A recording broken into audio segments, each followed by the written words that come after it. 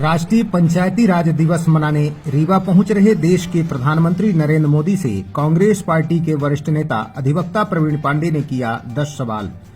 खबर मध्य प्रदेश के रीवा जिले से है, जहां आगामी 24 अप्रैल को राष्ट्रीय पंचायत दिवस अवसर पर देश के प्रधानमंत्री नरेंद्र मोदी विंध्य क्षेत्र के रीवा जिले में पहुंच रहे हैं।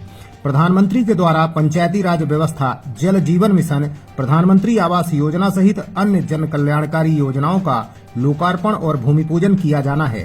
प्रधानमंत्री के इस कार्यक्रम को लेकर कांग्रेस पार्टी के वरिष्ठ नेता एडवोकेट प्रवीण पांडे देवतालाब विधानसभा क्षेत्र ने सवाल खड़े करते हुए कहा है कि भाजपा सरकार की विभिन्न योजनाओं में हो रहे भ्रष्टाचार और बेरोजगारी, महंगाई जैसे मुद्दों पर उन्होंने घेरते हुए 10 सवाल किए हैं।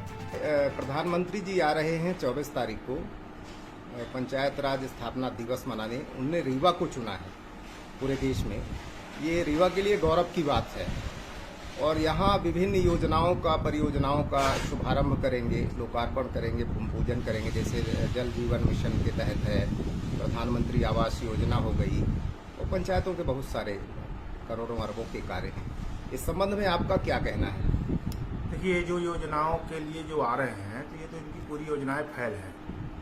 गांव-गांव के व्यक्ति से पूछिए, वो मैं अगर बताऊंगा तो आपको लगेगा कि ये विपक्ष है।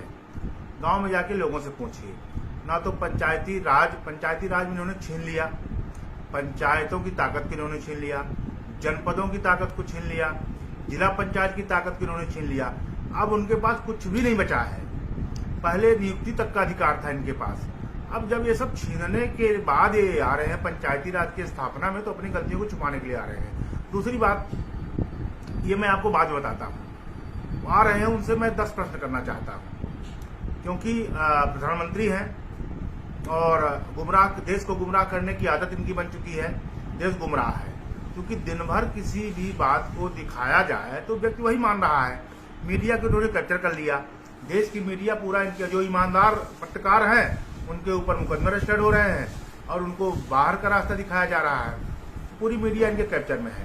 लोकल मीडिया जो है, जो सोशल मीडिया है, उसके खिलाफ भी लोकल नेता दबाव बना करके कई मामले पंजीबद्ध करा रहे हैं। तो इस प्रकार से मैं इनसे 10 प्रश्न कर रहा हूं। मोदी जी ने शुरुआत में ही कांग्रेस मुक्त भारत के लिए बोले थे, तो कांग्रेस मुक्त भारत का मतलब क्या होगा? जिस प्रकार से राहुल गांधी जी को इन्होंने बिना किसी अपराध के उनको अपराधी बनाया, मानहानि के केस में सर्वाधिक दंड 2 वर्ष की सजा।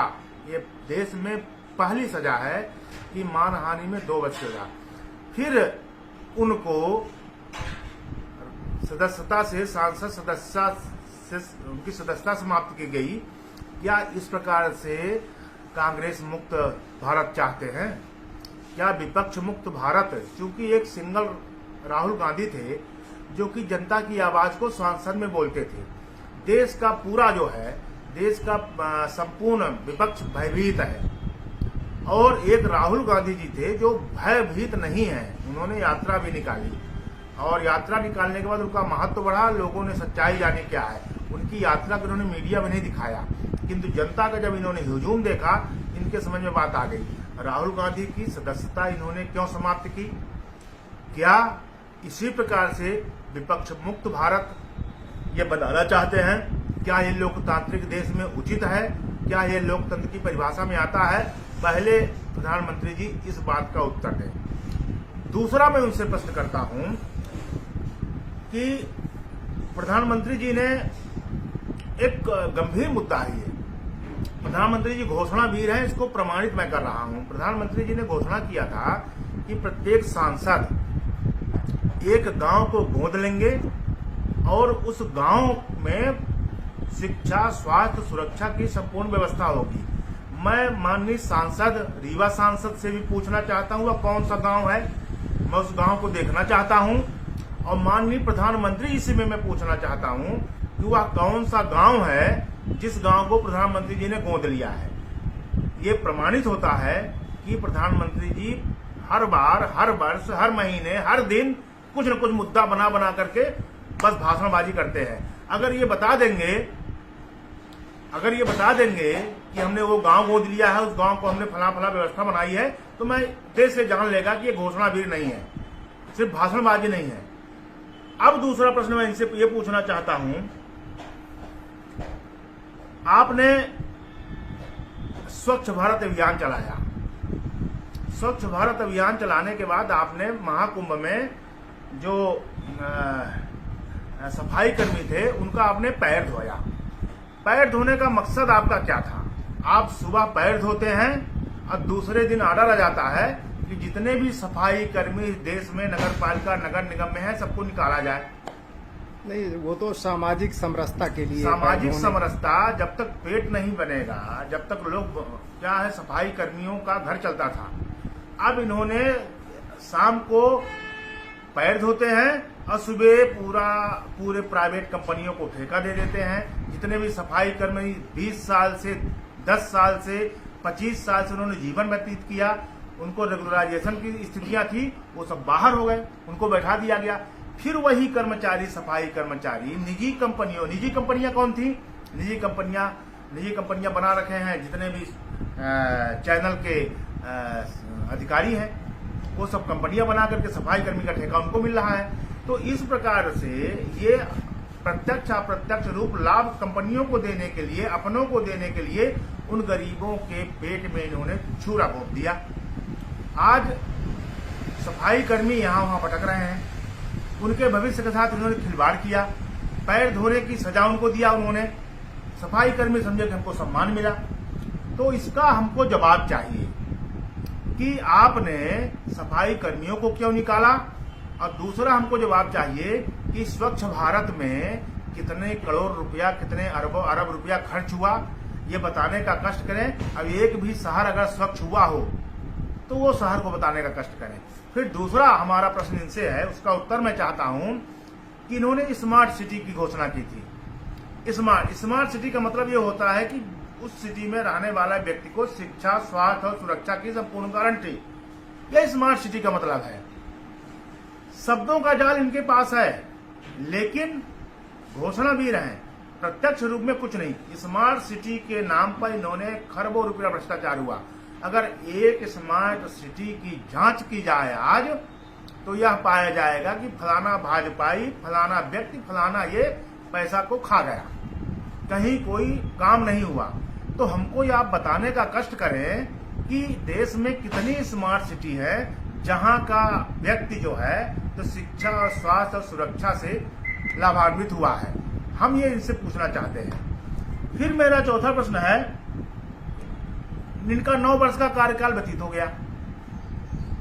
9 वर्ष के कार्यकाल में माननीय प्रधानमंत्री जी यह बताने का कष्ट करें कि युवाओं के रोजगार के लिए इन्होंने क्या किया।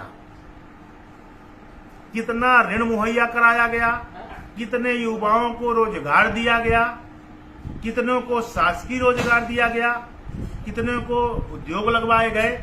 घोषणा भी सिर्फ घोषणा इन्होंने किया, ये बताने का कष्ट करें। सिर्फ इन्होंने अगर बैंकों से ऋण दिलाया है, उद्योगों को दिलवाया है, कंपनियों को दिलवाया है, कोई भी युवा, और आज भी क्या इनका पकौड़ा ही बनाने की उम्मीद है कि कुछ और इनकी सोच बढ़ी है। 9 साल से प्रधानमंत्री हैं। इनसे पत्रकार बंधु ने पूछा तो इन्होंने कहा कि हम पकौड़ा बनवाएंगे। तो ये युवाओं के साथ इतना बड़ा घोर अन्याय और मजाक। पत्रकार वार्ता करते ही नहीं है पूरे इतिहास में। अभी तक उनने किसी भी प्रेस कॉन्फ्रेंस को वो नहीं किया। कभी कोई हीरो आके कर लेता है, कोई कुछ कर लेता है। तो ये तो प्रमाणित होता है कि प्रधानमंत्री जी पत्रकार वार्ता का सामना नहीं कर सकते। जजों का सम्मेलन लेंगे, लिखा जो आएगा, जो लिख करके आएगा उसको जो है तो पढ़ देंगे। तो इस प्रकार से प्रधानमंत्री जी देश को गुमराह ना करें, मैं ये निवेदन करूंगा। और ये बताएं कि देश का युवा, जो इन्होंने कंपनियां बंद की, जो इन्होंने एरोप्लेन बंद किए, ये सब बंद किए, उससे कई युवा हमारे आत्महत्या तक किए हैं। उनके पास क्योंकि कर्ज से डूबे थे, वो कर्ज से डूबने के बाद क्या उनका परिवार आज क्या उनकी खोज खबर कर रहे हैं कि कहाँ गया।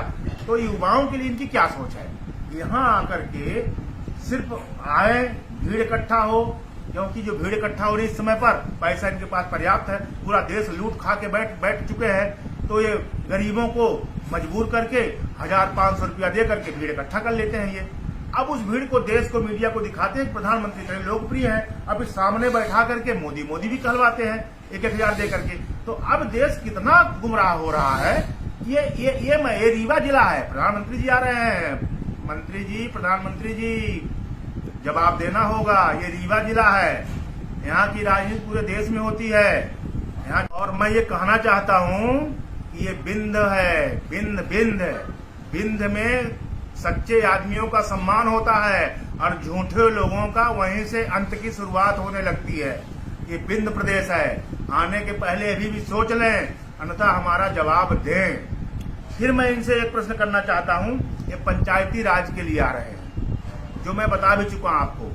पंचायती राज 1994 में राजीव गांधी जी ने पंचायती राज की देश में स्थापना की। उसका मेन पर्पज ये था कि सत्ता का विकेंद्रीकरण हो, छोटे से छोटे व्यक्ति के पास भी सत्ता जाए और उसको सेवा का अवसर मिले। अब वो पंचायती राज तो बना है, पंचायती राज का उद्घाटन करने आ रहे हैं, लेकिन पंचायतों की शक्तियां पूर्णतः समाप्त की गई हैं और ये पंचायत का तो चुनाव भी नहीं कराना चाहते थे।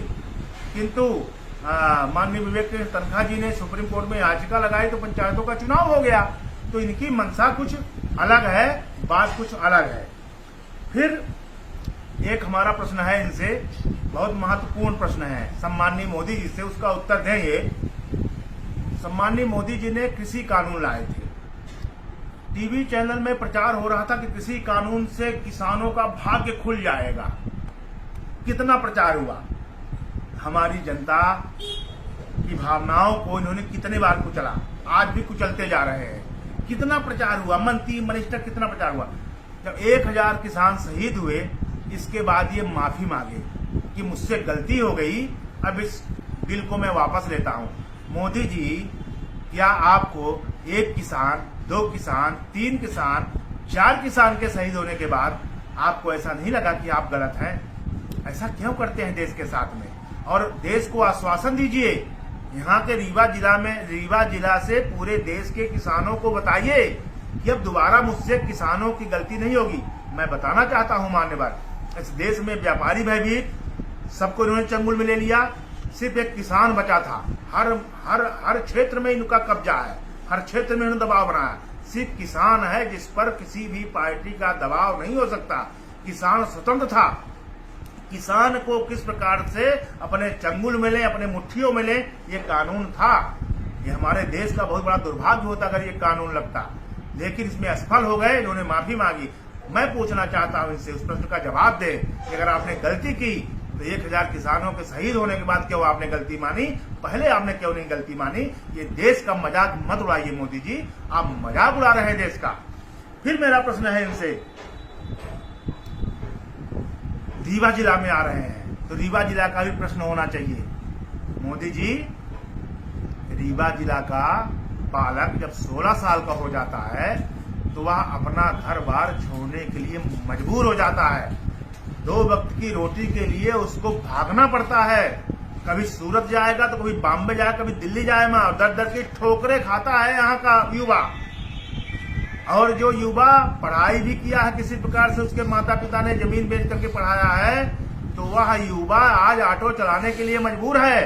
तो आपके आने का पर्पज क्या है? क्या आप युवाओं के रोजगार के लिए, उनका पलायन बंद हो, उसके लिए क्या आप कुछ करने जा रहे हैं? यदि नहीं करने जा रहे हैं, उनके लिए कोई योजना नहीं है, आपके आने का कोई औचित्य भी नहीं है मोदी जी, फिर आपके आने का कोई औचित्य भी नहीं है। मैं और प्रश्न करना चाहूंगा इनसे, रीवा जिला में प्रत्येक, माननीय कमलनाथ जी ने गौशाला बनाने का तो योजना बनाई थी। प्रत्येक ग्राम पंचायत में सुनने में आया है कि गौशाला बन गई है, कोई बाहर की कंपनी को ठेका दिया गया है। क्या इस बात की जांच होगी? क्या दोषियों को दंड मिलेगा? इस बात का भी हम उत्तर सुनना चाहते हैं माननीय मोदी जी से। माननीय मोदी जी, आपके रीवा आने का पर्पज क्या है, यह भी बताएं। क्या आपको यह बात पहुंच चुकी है कि रीवा पूरा विभिन्न क्षेत्र भाजपा मुक्त हो रहा है? क्या गुमराह करने के लिए, क्या कोई षड्यंत्र करने के लिए आप आए हैं? अगर आपकी स्पष्ट नीति होगी तो सही सही बात करिएगा। झूठ मूठ जिस प्रकार से आप 9 साल से करते आए हैं, रीवा जिला माफ नहीं करेगा। अगर रीवा जिला का व्यक्ति, विंध्य क्षेत्र का व्यक्ति के साथ अगर आप धोखेबाजी करेंगे तो देश से आपको साफ होना पड़ेगा। आपके बुरे दिन यहीं से चालू हो जाएंगे।